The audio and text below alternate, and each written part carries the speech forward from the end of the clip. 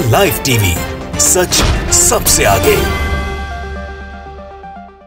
नमस्कार, मैं हूं Iqbal Parvez. The live TV में आपका स्वागत है। साथियों, ये जो देश का किसान है ना, इसने देश के प्रधानमंत्री नरेंद्र मोदी हो या फिर भारतीय जनता पार्टी हो या फिर उनके नेता हो, इनकी नाक में दम कर दिया है। जहां मौका मिलता है वहीं खदेड़ खदेड़ कर भारतीय जनता पार्टी के नेताओं की पिटाई होती है। अभी एक लेटेस्ट जो तस्वीर आ रही है उत्तर प्रदेश के मुजफ्फरनगर से आ रही है। वहाँ पर बीजेपी के एमएलए विक्रम सिंह गए थे और जैसे ही किसानों ने देखा उनकी गाड़ी को घेर लिया और उसके बाद हम तस्वीर आपको दिखाने जा रहे हैं जिसमें आप देखिए कि किसानों ने घेर लिया। उसके बाद उनको न सिर्फ काले झंडे दिखाए बल्कि लगातार जो है सो नारेबाजी भी, किसान मोर्चा के लिए नारेबाजी लगाया, भारतीय जनता पार्टी के खिलाफ नारेबाजी लगाया। साथियों, पुलिस ने जैसे तैसे करके उस विक्रम सिंह को, बीजेपी के एमएलए को वहाँ से निकाला। ऐसी तस्वीरें लगातार आ रही हैं जब से किसान आंदोलन शुरू हुआ है। जहाँ भी भारतीय जनता पार्टी के नेता पकड़ में आ जाते हैं वहां उनकी पिटाई हो जाती है या फिर काले झंडे दिखाए जाते हैं या फिर उनकी गाड़ी को तोड़ दिया जाता है और पुलिस को खासी मुशक्कत करनी पड़ती है इन नेताओं को बचाने के लिए। साथियों, नरेंद्र मोदी ने शायद सोचा भी नहीं होगा कि इस देश का किसान इतने समय तक उनके खिलाफ खड़ा होगा, क्योंकि पूरा सिस्टम, जहां पूरी सरकार ही है, जाहिर सी बात है भारतीय जनता पार्टी की, उन्होंने हर मुमकिन कोशिश की किसानों को तोड़ने के लिए, हर मुमकिन कोशिश की किसानों को बिठाने के लिए या डराने के लिए या धमकाने के लिए। कभी उन पर जो है सो सर्दी में, आप सोचिए इसके सर्दी में जो है सो उन पर पानी की बौछारें की, उन पर लाठी डंडे बरसाए, उन पर जो है सो आप समझिए कि उन पर आतंकवाद तक का आरोप लगाया। उनके पीछे सीबीआई, सीआईडी, ईडी, न जाने कौन कौन से लोगों को, एजेंसीज को उनके पीछे लगाए। मगर ये जो किसान है ये ना डरा है, ना झुका है और ना ही इसके हौसले पस्त हुए हैं, बल्कि ये कहें कि लगातार दिन ब दिन इनके हौसले बढ़ते जा रहे हैं और मोदी सरकार के खिलाफ बिल्कुल मोर्चा संभाले हुए हैं। अब साथियों, आप देखिए इस वीडियो को कि विक्रम सिंह के सामने किस तरह से किसान आए और उन्होंने नारेबाजी की। उसके बाद हम आगे की बातें करते हैं। और भी किसान ने जिस तरह से भारतीय जनता पार्टी के नेताओं पर हमले किए हैं या मार पिटाई की है, उसके बारे में हम थोड़ा सा बताएंगे आपको।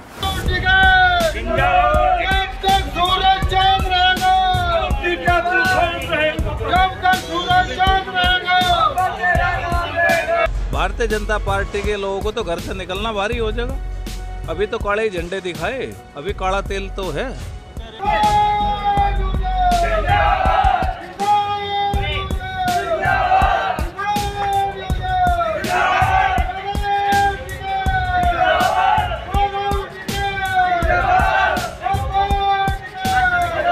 साथियों, देख लिया आपने, इसी तरह की तस्वीरें कमोबेश हर रोज़ करीब करीब आ जाती हैं, हर 2-4 दिनों पर आती हैं। कई जगह पर जैसे भारतीय जनता पार्टी के नेताओं के कपड़े भी फाड़े गए हैं, उन्हें उनकी पिटाई भी अच्छी खासी हुई है। लेकिन आपको एक चीज़ और बता दें कि जो किसान आंदोलन शुरू हुआ था पंजाब और हरियाणा से, उत्तर प्रदेश में भी काफ़ी फैला है, लेकिन सबसे ज़्यादा जो बवाल मचा है वो हरियाणा में मचा है, क्योंकि हरियाणा की जो सरकार है उन्होंने काफ़ी, भारतीय जनता पार्टी की सरकार है, उन्होंने काफ़ी सख्त रवैया अपनाया किसानों के खिलाफ। जी हाँ, शुरू से ही हरियाणा की सरकार किसानों के खिलाफ सख्ती दिखाती हुई नजर आई है और यही वजह है कि हरियाणा में जो किसान हैं उनका आंदोलन और उग्र कहें या फिर और कहें तेज़ हुआ है। खट्टर के पीछे तो ऐसा पड़े हैं किसान कि जैसे ही उन्हें पता चलता है कि खट्टर कहीं कोई सभा लेने वाले हैं या कोई मीटिंग करने वाले हैं, वहाँ किसान पहुँच जाते हैं। आपको याद होगा कि करीब दिसंबर जनवरी में जब ऐसा खट्टर जब वहाँ गए थे हरियाणा में, एक जगह सभा लेने के लिए जा रहे थे, किसानों को समझाने के लिए कि इसके क्या क्या फ़ायदे हैं,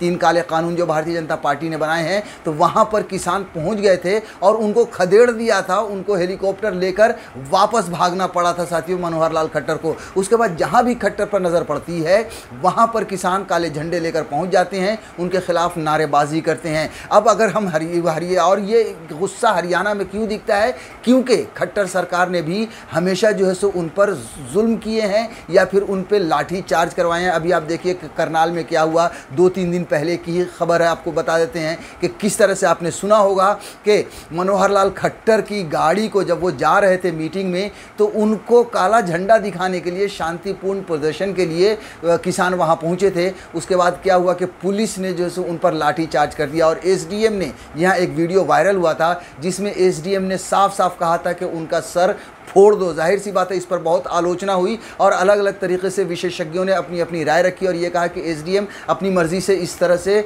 नहीं कह सकता है कि सर फोड़ दो। जाहिर सी बात है उस पर सरकार का ही कहीं ना कहीं हाथ है, तो फिर मनोहर लाल खट्टर का ही हाथ उस पर जाहिर सी बात है कि होगा ही होगा। और उसका नतीजा भी यही हुआ कि जो एसडीएम ने ऑर्डर दिया था उसके बाद पुलिस ने उन पर लाठीचार्ज किया, जिसमें एक किसान की मौत हो गई, शहीद हो गया साथियों। हालांकि पुलिस ने ये दावा किया कि जो है सो उसका हार्ट अटैक से उनकी मौत हुई है, लेकिन उनके जो परिवार वाले हैं उन्होंने ये कहा कि जो सर में चोट लगी थी लाठीचार्ज होने के बाद उसकी वजह से वो शहीद हुए। साथियों, जब से किसान आंदोलन शुरू हुआ है तब से आप देखिए कि न सिर्फ भारतीय जनता पार्टी के नेताओं के पीछे पड़े बल्कि कॉरपोरेट हाउसेस के भी पीछे पड़े किसान, क्योंकि उनका ये मानना और ये हकीकत भी है कि नरेंद्र मोदी ने जो 3 काले कानून बनाए हैं वो किसानों को एक तरह से कॉरपोरेट के हाथों में बेच दिया है, अंबानी अडानी के हाथों में बेच दिया है। और यही वजह है कि किसानों का गुस्सा उन पर भी फूटा। शुरुआत में आपने बहुत सारी ऐसी खबरें देखी होंगी कि पंजाब में जो जियो के टावर थे रिलायंस के, मुकेश अंबानी के, उनको डीएक्टिवेट कर दिया या उनको तोड़ दिया या उनको बंद कर दिया। इस तरह की भी बहुत सारी खबरें आई थी साथियों। उसके बाद आप देखिए कि अगर हम नेताओं की बात करें तो ये जो मारपीट तो हो ही रही है या काले झंडे तो दिखाए ही जा रहे हैं या फिर जो है उनके खिलाफ नारेबाजी तो हो ही रही है, लेकिन एक चीज़ और है कि बहुत सारे ऐसे गांव हैं पंजाब में, हरियाणा में, यहाँ तक कि उत्तर प्रदेश में भी, जहाँ पर किसानों ने बोर्ड लगा दिया है अपने गांव के बाहर ही कि यहाँ पर भारतीय जनता पार्टी या फिर उनके सहयोगी दलों के नेताओं का आना मना है। तो इस तरह से लगातार जो है सो नरेंद्र मोदी को टक्कर दे रही है। किसानों का एक तर्क और है कि नरेंद्र मोदी अब तक हमारे जो है सो 3 काले कानूनों को वापस ले लेती, लेकिन चूँकि उन्होंने जो वो अपने दोस्तों के लिए, अंबानी अडानी के लिए काम करते हैं, उनके लिए कानून बनाया है, इसलिए नरेंद्र मोदी की ये मजबूरी है। यही वजह है कि किसान न सिर्फ उनसे लड़ रहे हैं बल्कि उनको चुनाव में भी चुनौती देने के लिए जा रहे हैं। जी हाँ, बंगाल में, इसमें कोई शक नहीं है कि बंगाल में ममता बनर्जी का अपना काम था या अपनी पॉपुलैरिटी थी जिसकी वजह से उन्होंने भारतीय जनता पार्टी को हराया, लेकिन उसमें एक फैक्टर ये भी था, चाहे जितना भी हो, एक फैक्टर ये भी था कि किसान आंदोलन की वहाँ आँच पहुँची थी और वहाँ जाकर किसानों ने जगह जगह सभाएं की थी और भारतीय जनता पार्टी को हराने के लिए लोगों से अपील की थी, ख़ास तौर से किसानों से। उसके बाद आप देखिए कि उत्तर प्रदेश में भी जो चुनाव होने वाला है वहाँ पर भी किसान लगातार सभाएँ ले रहे हैं, वहाँ पर लोगों से जाकर मिल रहे हैं और ये कह रहे हैं कि भारतीय जनता पार्टी को किसी भी कीमत पर हराना है। जाहिर सी बात है ये सब देखकर भारतीय जनता पार्टी भी बौखलाई हुई है। यही वजह है कि जहां मौका मिलता है वो भी किसानों पर हमला करते हैं, लेकिन किसानों ने ये ठान लिया है कि अगर हम 3 काले कानून वापस नहीं हुए तो फिर भारतीय जनता पार्टी के सत्ता को पलट देंगे। साथियों, किसानों का मनोबल इसलिए भी बढ़ा हुआ है कि इस देश में 80% किसान हैं। अगर 40% भी भारतीय जनता पार्टी के खिलाफ खड़े हो गए तो इसमें कोई शक नहीं है कि भारतीय जनता पार्टी की सत्ता उखड़ जाएगी। और बंगाल में जो हराने के बाद भारतीय जनता पार्टी को अगर आप देखें तो राकेश टिकैत हैं, उनकी भाषा को देखें, अगर उनके इंटरव्यू को देखें तो बंगाल में जिस तरह से भारतीय जनता पार्टी हारी है उसके बाद इनका मनोबल और बढ़ गया और ये बार बार कहते हैं कि बंगाल में हमने भारतीय जनता पार्टी का इलाज कर दिया है, उत्तर प्रदेश में भी करेंगे और उसके बाद 2024 में भी बीजेपी का इलाज करेंगे अगर इन्होंने 3 काले कानून वापस नहीं लिए तो। द लाइव टीवी, सच सबसे आगे।